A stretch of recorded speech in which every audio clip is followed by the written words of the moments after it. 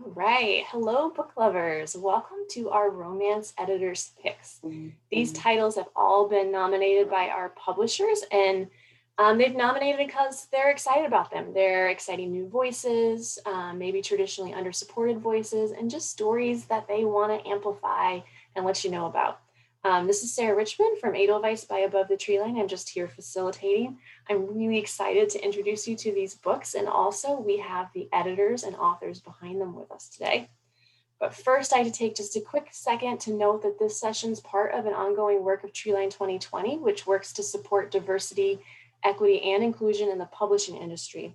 So this underlines all the work that we do as a company, but Treeline 2020 in particular accomplishes this through a few things, through investing in organizations doing really great work, providing access to internships and scholarships, and also amplifying undersupported voices. So thanks for participating and listening and checking out these books and making all of that possible.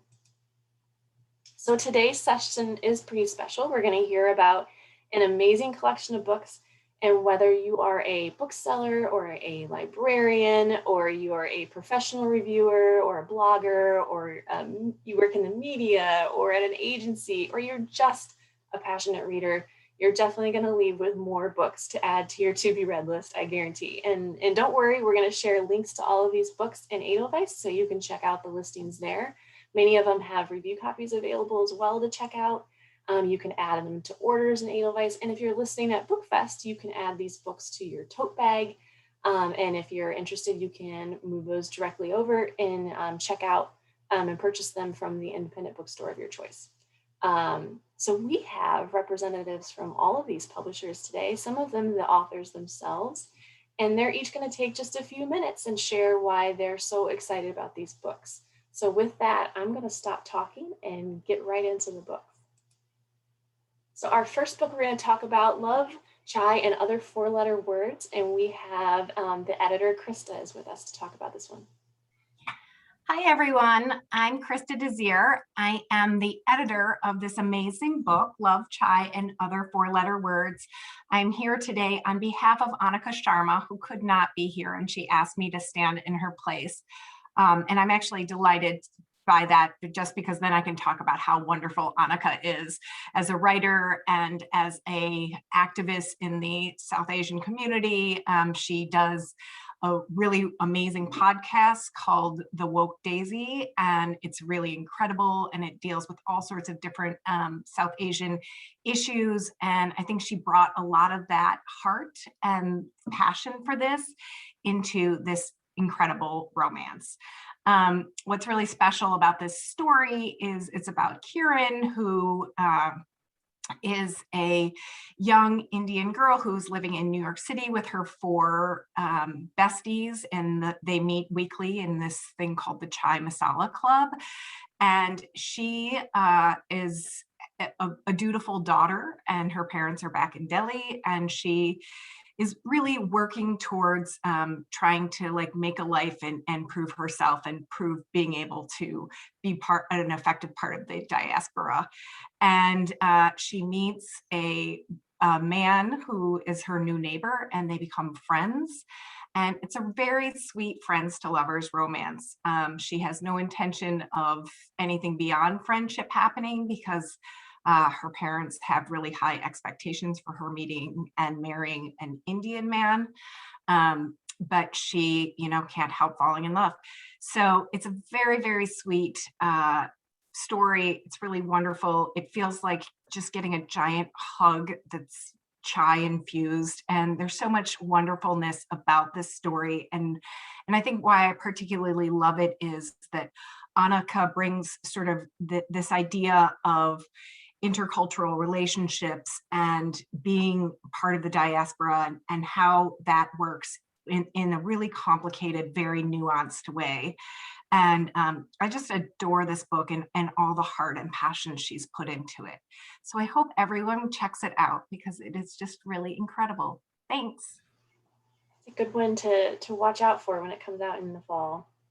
So if you are at a bookstore or library and pre-ordering books for your collection and your inventory, we have lots of current and fall titles that we'll talk about today.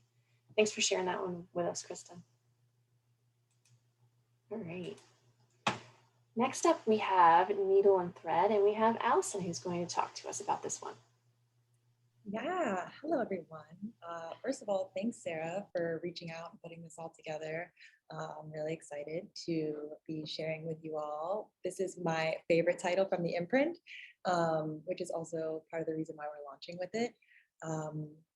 But yeah, I guess I'm gonna jump in. So Needle and Threads, written by David Pinkney and illustrated by Anu Miroff and edited by Chris Sanchez, who is the YA guru. It's a coming of age yarn about self-discovery, resilience, and the enduring power of having someone believe in you. Azuri wants to be able to show her true self, and Noah wants someone to accept his dreams and for his dreams to be accepted. And the two find that their paths intersect at one thing: cosplay. Noah and Azuri have such a beautiful and boundary-breaking romance. It's a romantic friendship. And quite commonly, the term romantic friendship is used to describe a closely intense, emotional, and non-sexual relationship between two.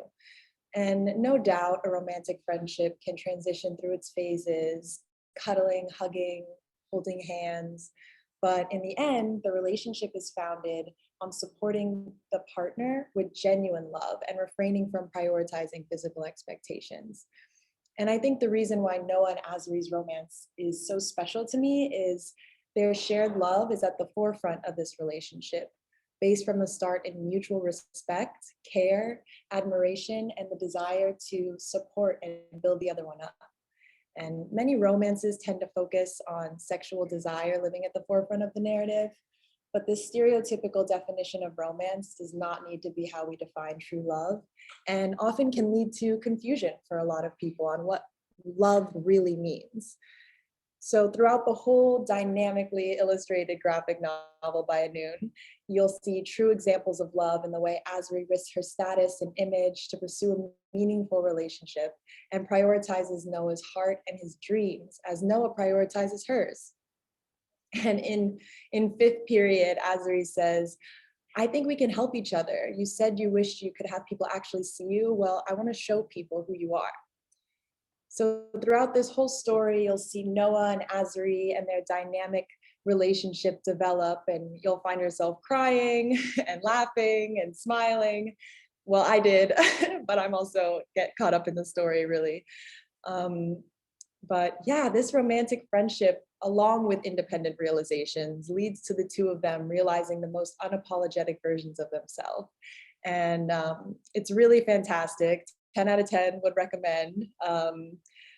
I'm really thrilled to be launching our Maverick imprint with this title. And for those of you on Edelweiss, the advanced reader copy will be available. So you can dive in, and I hope everyone enjoys it. So thanks. Yeah. What a unique, like, coming of age romantic graphic novel. Like, it's a great one to check out. Yeah, I'm super excited about it. Thanks for sharing. All right. Our next book we have First Love Take Two, and we have the author Sajni is going to talk to us about this one. Hello, everyone. Thanks for having me here. I'm Sajni Patel, the author of The Trouble with Hating You, The Knockout, and of course, upcoming September 21st, First Love Take Two. In The Trouble with Hating You, readers were introduced to Preeti Patel. There was a little snippet of her here and there. So now she gets her own story in First Love Take Two. We dive into her story as she overcomes some rather large obstacles in her life. Preeti has to juggle quite a bit. She's involved with a man kind of dating this guy that her family expects her to marry. He's like the perfect Indian guy on paper, but she's not quite feeling that connection with him. She's also dealing with mental health struggles, and she has an intense workload as she's coming across her last months of medical residency, and she's desperately trying to find work as a doctor as well as a place to live. So it just happens so that her best friend has a vacancy in her apartment, but the apartment comes with a certain ex-boyfriend of hers. So this entire book is told in a single point of view. We really get into Preeti's head of what it means to be Indian for her experiences and struggles with a high stress job, her ambitions, and trying very, very hard not to fall back in love with Daniel Thompson, But let's be real, there's no comparison when it comes to Daniel Thompson. There's no one else like him for her. And he's the type of person that knows what she's going through. He sees her struggles, especially with her mental health, without her ever having to tell him. He knows these problems, he sees the signs, and he's always there for her without overstepping his boundaries. So in First Love, Take Two, just like with my other books, I tend to write about what I know. And in this book, I'm writing the story to explore the issues with interracial relationships, including racism. We consider cultural clash as well as social economical issues for the characters. And of course, mental health. Mental health is a big thing for Preeti, which she has to come to grips with, especially with the stigma as being a doctor, and in the community and in her family, there's quite a bit of stigma of dealing with mental health and admitting that you have it and being able to overcome it. But these very real, relatable issues are also balanced out with some great relationships. And Preeti has a great mighty circle of female friends. They're small, there's only 4 of them. I wrote these women as women and friends that I wish that I had in my life. They are all Indian, but they bring different viewpoints of the same issues, such as marriage, religion, family, work, things like that. And they're the kind of gals that you can just video chat with or Zoom with, get together and have wine, and of course cheese. There's so much food in this book. I think there's food in all the books that I write, and I'm probably hungry every time I sit down to draft. So there is a lot of food, so definitely expect that. And I also love creating the close relationship that Preeti has with her doting parents, which is quite a difference from Trouble with Hating You, if readers have read that. And it was also great to write the relationship between Preeti and Daniel's sister and his grandparents. And for Daniel, I wanted to highlight the sweet relationship that he has with his grandparents. I just really loved exploring his grandparents and being able to put them on paper. We, of course, have a lot of bickering, but also some sweet, funny, swoony moments between Preeti and Daniel, because otherwise there wouldn't really be much of a romance. They are coming together, they're facing their issues separately, but then they come together to face it together, and they kind of just fall back in love. And actually, I mean, maybe they just never fell out of love in the first place. For them, loving each other, no matter how upset they are with each other, is just a natural thing and was meant to last forever. So yeah, that's First Love, Take Two. Ooh, that covers a lot of really great social topics, but I also just really want to hear their love story. So I hope they get their happy ending. That's awesome. Thanks for sharing that. I also hope that maybe there's some recipes involved in that. You mentioned there's lots of food. You can post some of those recipes. That's great. Thanks for sharing. All right, next up we have Perks of Loving Wallflower, and we have the author Erica Ridley to talk about this one. Hi everyone, my name is Erica Ridley, and it's great to be here. I am best known for writing Regency historical romantic comedies that often use endearing characters and whimsical antics to tackle real problems through love stories full of banter, emotion, and hijinks. Today, I'll talk about my new series, The Wild Winchesters. The Winchester siblings are a diverse and inclusive cast in terms of sexuality, gender identity, class, race, ableness, and other characteristics. Many of these elements are present in my own life. I am multiracial, queer, neurodiverse, and have a chronic condition that can impair my ability to function. It is so exciting to be able to write love stories starring people who aren't usually represented in traditional historical romance novels. I believe everyone deserves to see themselves as hero or heroine or otherwise, and that everyone deserves to be loved. The Wild Winchesters became a family around the year 1800, when 6 uniquely talented orphans are adopted by a wealthy baron with a secret mission. The motley Winchester crew fights for justice from the margins of high society. If you've seen the show Leverage, then you have the idea for the series. They're Regency bad guys doing good things like Robin Hood or most superheroes. There are even some fun comic book references in the first romance, The Duke Heist. Some readers have compared this series to The Umbrella Academy. It's not paranormal, but there's a strong found family dynamic. And each sibling has very unique skills that help them all save the day. Other readers refer to the Winchesters as a bat family, since, like Batman and his crew, they don't have superpowers, but they're a fearless, adventurous team who uses every trick at their disposal to fight against inequality, the patriarchy, exploitation, or whatever they're currently up against. Usually, the clever, capable Winchesters use heists and capers to help those who cannot help themselves or who have nowhere else to turn. In the first book, the crime is personal against their family. The Duke Heist is a story about being seen and being loved for who you are and not for who others expect you to be. It's romantic, fast-paced, and full of family and adventure. That released in February. Publishers Weekly gave it a starred review, calling it an entrancing regency and saying, this lighthearted paean to shunning respectability is a knockout. I was so excited. It was my first starred review. In October, we get the next book, The Perks of Loving a Wallflower. I am so excited for this fun, sapphic love story. It's about having to pretend to be something you're not in order to fit with how others see you or how they think you should be, and what happens when you shed the skin that others want you to wear and be your true self.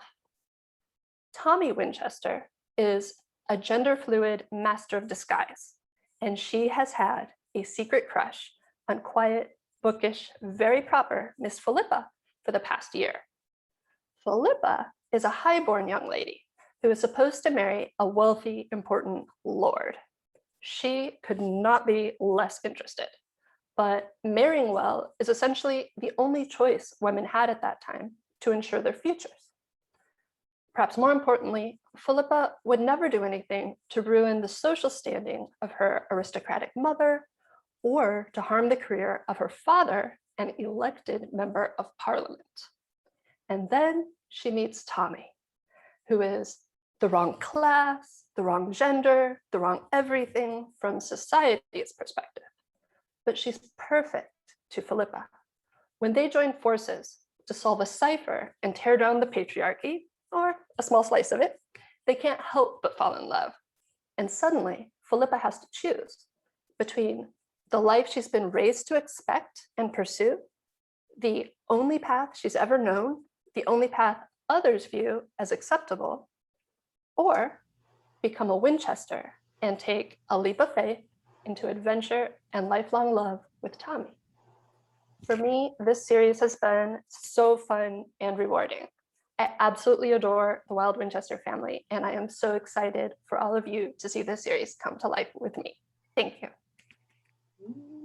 I love how there's a mystery to it as well, but that one of the love interests is a bookish person. I think we can all relate to that, everybody on this call and listening. We love to see kind of bookish heroes. That's great, thanks for sharing. All right, we'll keep it moving. We've got up next, How to Marry Keanu Reeves in 90 Days, and we have the author, Quanah Jackson, on as well. And I'm very curious how to marry Keanu Reeves in 90 days, so I'm taking notes. Hello. Hi, everyone. Thanks so much for having me here. I'm Quanah Jackson, otherwise known as KM Jackson, author of How to Marry Keanu Reeves in 90 Days. I'm so excited about this book. This story came about in the funniest way. It all started with a tweet, which is kind of hilarious. Pre-pandemic times, I saw a tweet that said the next Matrix and the next John Wick would come out on the same day of this year, which of course has now changed. And I did a quote tweet right back because if it's in my brain, it might come out through my fingers, as any writer is, and it just came out through my Twitter fingers. And I said, I quote tweeted, note to self, don't put your book out on Keanu Day unless it's that How to Marry Keanu Reeves in 90 Days rom-com. And I hit send. And right after I did that, I got quite a few responses saying, I'd read that. And I said, oops, I might have done something there. And the idea sort of just stuck with me when I got so many responses, and I started to think, wait a minute, I'd read that too. After I said it. And a short while later, I was on the phone with one of my best friends, and I said, I think I did something. She said, you're always kind of doing something.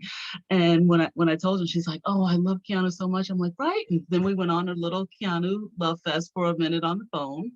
I talked to my mother right after, and she said, oh, I was just watching John Wick on the Netflix, because it's the Netflix. And I talked to my daughter. She loved him too. And I said, oh boy, I really did do something there. A little while later, the next day, I called up my agent. He said, I think you did do something. Come up with a story idea. I was like, oh, wow, okay.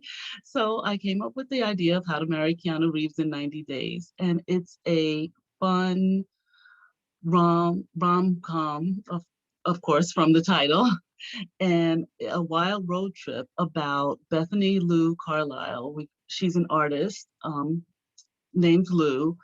And like with me, her story starts with a tweet also. I decided to start it with a tweet. And her world is turned upside down when she sees a tweet that says Keanu Reeves is getting married in 90 days. And Keanu has been her forever boyfriend in her head, Mr. Perfect. And she feels like if his world is changing and he's getting things together, what does that mean for her life? And how can he do this, not just to her, but to the whole world, and when he means so much to everyone? And she decides to set off on this quest to possibly convince him to, if not marry her, then just don't do it. don't rock the universe in such a way. And she's got this wonderful BFF since high school named True Erickson, who has been her ride or die, her sort of, I don't want to say true north, but I'm going to say it because I just did, who sort of keeps her grounded. And True is pretty much her opposite in every way, but her everything, even though she won't admit it, and neither will he. And he makes the decision to go with her on this quest for Keanu, not because he wants to, but because he really doesn't want her to get in so much trouble that she ends up behind bars or something.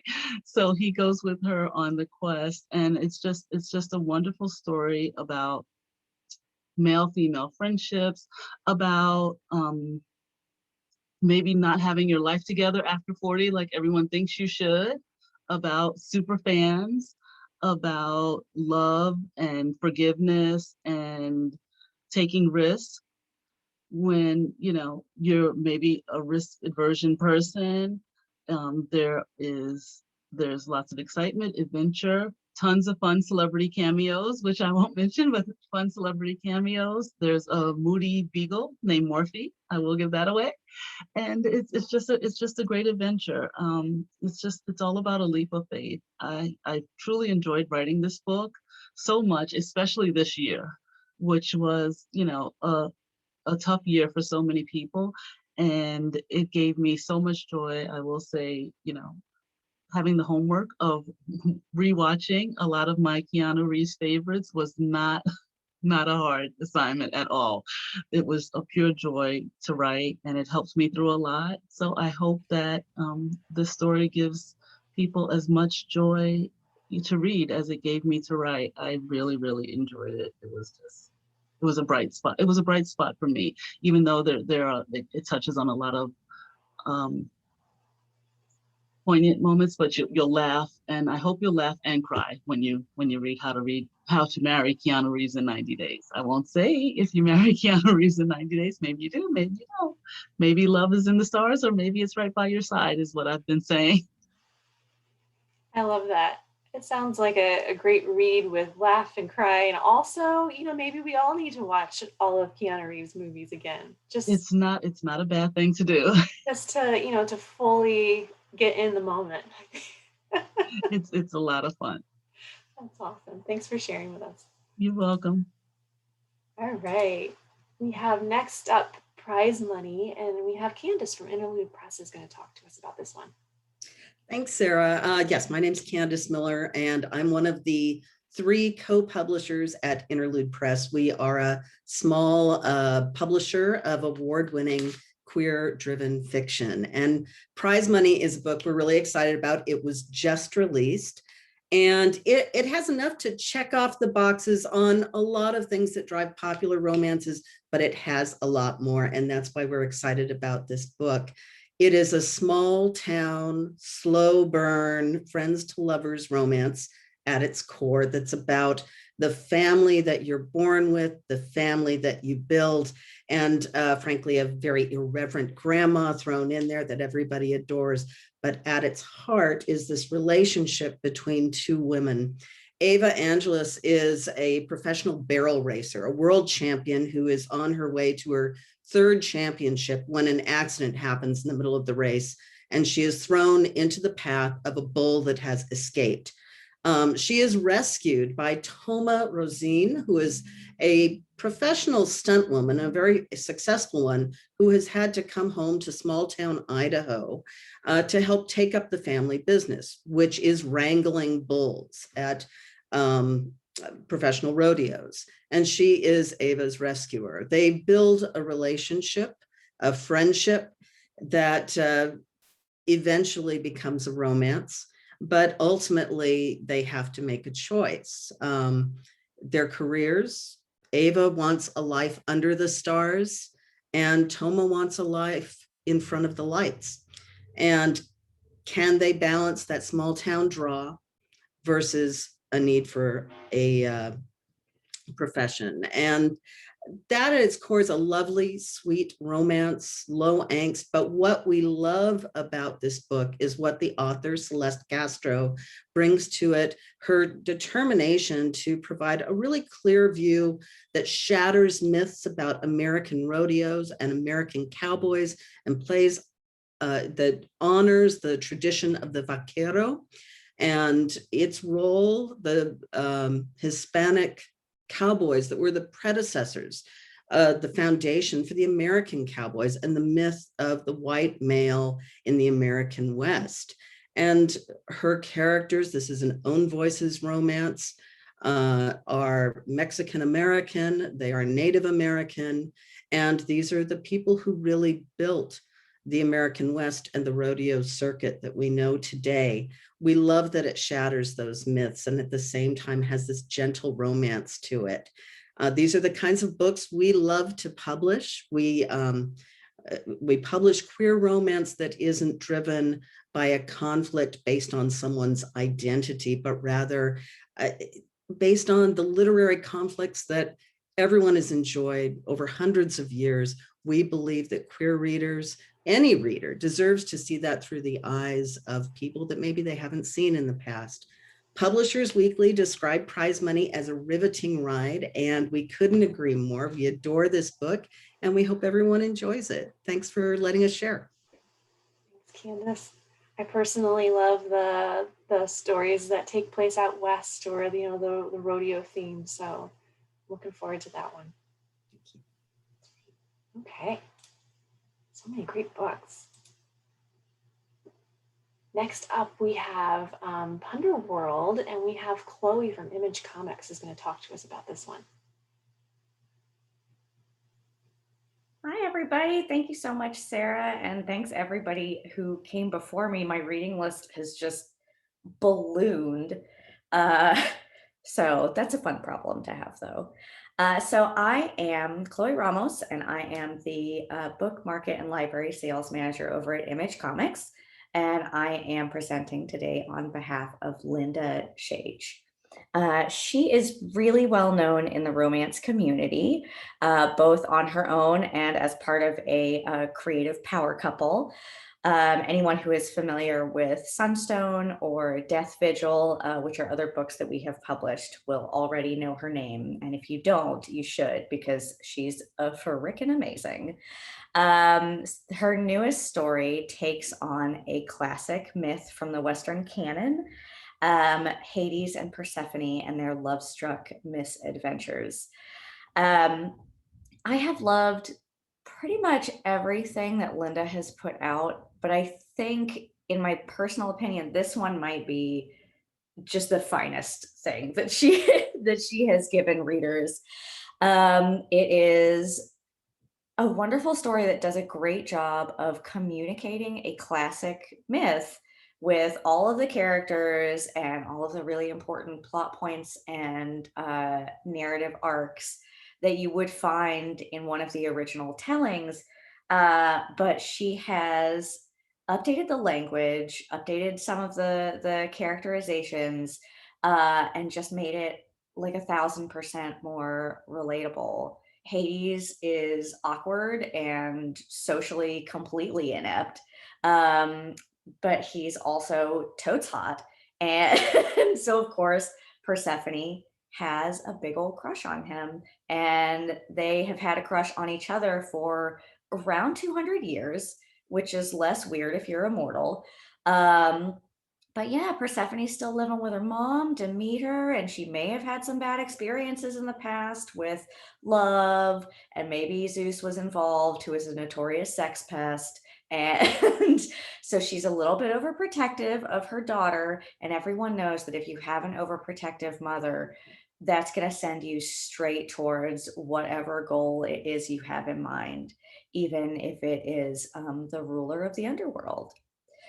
So this is the first volume in an original graphic novel series. So this won't be published as single issues. It'll just be coming out straight as trades. And yeah, anybody who's ever crushed on somebody that maybe a family member doesn't approve of, anybody who's ever struggled with expectations versus their own private fantasies, anybody who's ever stuck their foot directly in their mouth while trying to talk to somebody that they like will find a lot to love here.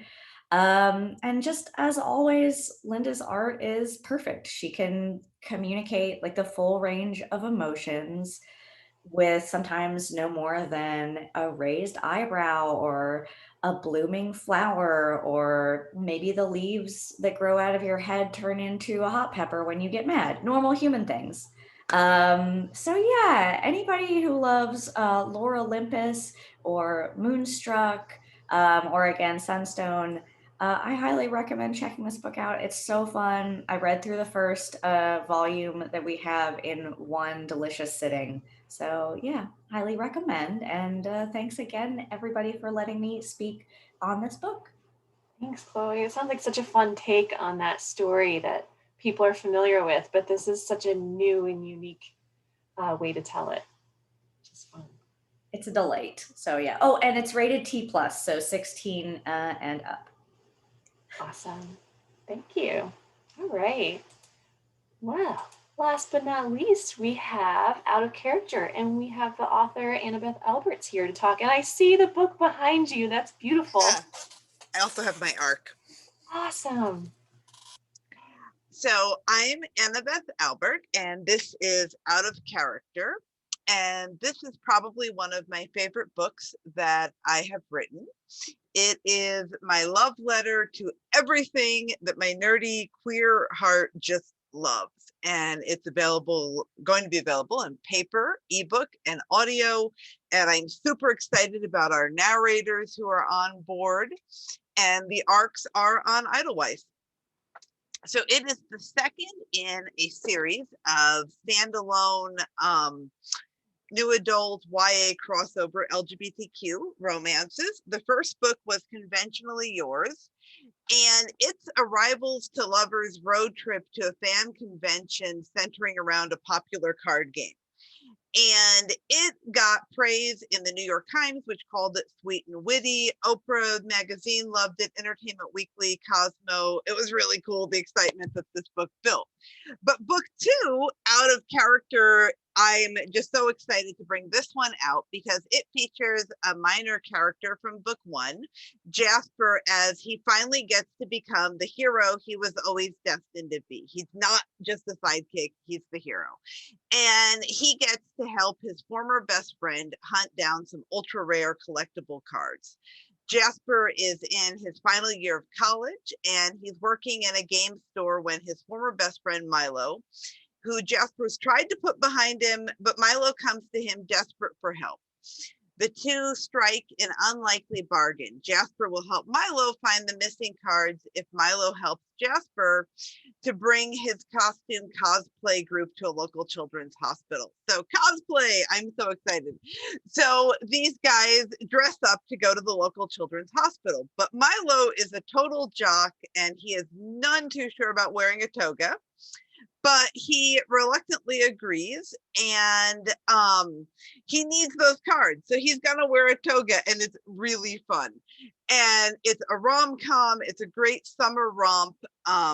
It has one of my favorite pairings, which is the jock geek pairing, but it's a little unexpected, a little twisted in its head, who is kind of the driver of the relationship. And I'm just so excited about it. It's got a big redemption arc for Milo. It has a lot of first time falling in love feels, which was just so much fun to write. We have secret hobbies, we have friends to enemies, back to friends to lovers, and cosplay, the costume part is just so fun. Their alter egos, who they become, how those alter egos influence who they are as people. That was just really fun. The interaction between them and their characters cosplaying was really fun. And it also features a lot of themes of found family, who we want around us, who we bring around us. And it has coming out themes, but that's not like the whole thrust of the book. The book really is about what happens, who we become as we become more adult, and what happens to childhood friendships as they evolve and change. And I just loved writing that. Growing up as a bisexual younger person, this is the sort of love story that I wish I'd had in my late teens and early 20s. I wish I'd had a Jasper and Milo in my life. And so being able to bring this to you and readers everywhere is just so exciting for me. I'm so excited to be able to bring you this, and being here today was really fun. And again, it's out on July 6th in paper, ebook, and audio. And the same narrators who did Conventionally Yours are back in the booth for Out of Character, and readers just love these narrators. So I really hope you do check out the audio as well as the paper. So thank you. Awesome. It sounds like such a fun book. I love when a character from a previous book, Conventionally Yours, gets their own story. It's always so fun. So thanks for sharing. Whew. Thank you. Somebody said it earlier, but I've added a lot of books to my own reading list because I am a romance genre lover for sure. As you were making notes today, you can definitely read more about each of the books inside Edelweiss. If you work at a bookstore or library, you can order from the publishers there. But you can also add it to your tote bag, check it out at your local independent bookstore, and we hope you have a great time reading them. Thanks to all that shared today.